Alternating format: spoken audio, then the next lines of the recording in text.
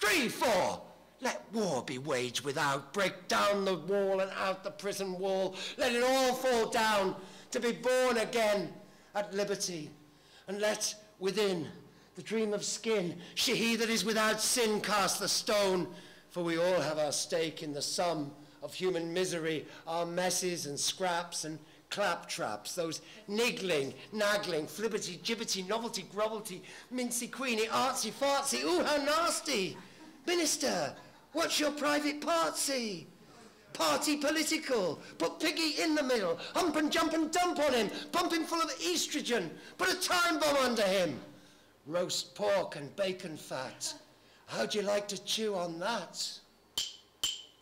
Down we ministry of sound. When we do we tribal dances, dear, what comes from underground isn't subject to the rule of fear. It must have given you a start to find me so lysergic, dear. When it comes to stealing hearts or healing rifts between our hemispheres, there's no trick I wouldn't pull to entice you over here.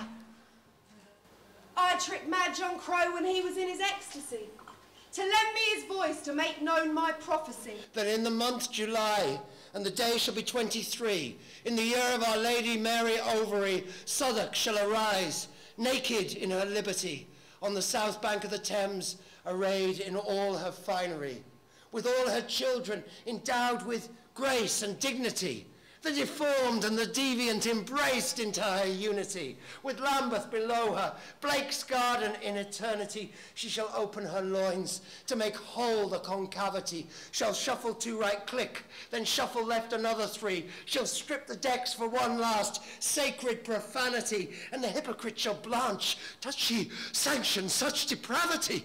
The great whore of Revelation, is not that surely she? Relax, dear. You're over here. Don't go busting an artery, poisoning me rivers with your self-loathing fartery. The body, we all know, dear, is privy to mortality. This flesh shall rot and wither, as you're so fond of reminding me.